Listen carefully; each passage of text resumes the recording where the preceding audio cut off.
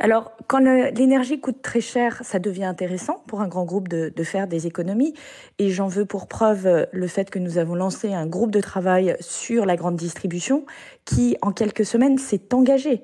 Elle s'est engagée à revoir les températures dans les magasins. Elle s'est engagée à couper la ventilation lorsque les magasins sont fermés. Elle s'est engagée également à diminuer l'intensité lumineuse et l'intensité sonore, ce qui sera d'ailleurs plus agréable pour les clients, peut-être, dans les magasins.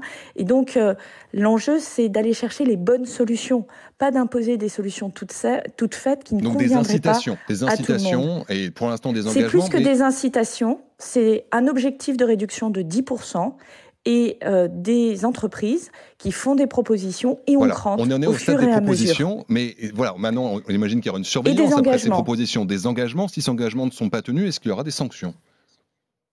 Alors, je l'ai dit également, nous nous donnons les moyens par rapport à des pratiques qui choquent aujourd'hui les Français et qui effectivement sont très consommatrices d'énergie.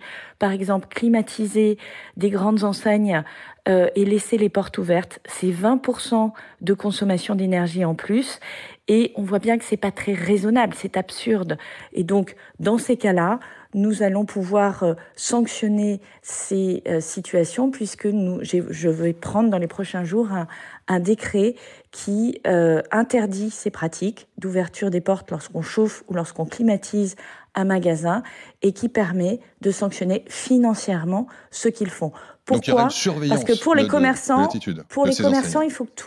pour les commerçants, il faut que tout le monde le fasse. Si dans une rue, tous les magasins sont portes fermées, alors les clients continueront à rentrer dans les magasins. Si dans une rue, la moitié des commerçants forment leurs portes, alors les clients iront plus naturellement du côté des portes ouvertes et c'est ça qui n'est pas acceptable. Il faut qu'on puisse tous être solidaires dans ces actions d'économie d'énergie et c'est pour ça que nous ferons avec Olivia Grégoire beaucoup de pédagogie, beaucoup d'informations d'abord, mais ensuite nous ne nous interdirons pas de sanctionner des Et quand grandes enseignes on qui parle ne de fermeraient sanctions, pas leurs on portes. parle de quel montant de sanctions? On parle de 1 500 € pour les portes fermées et 750 € pour les enseignes lumineuses et les publicités lumineuses la nuit. D'accord. Et donc il y aura une surveillance de ces enseignes concrètement sur le terrain.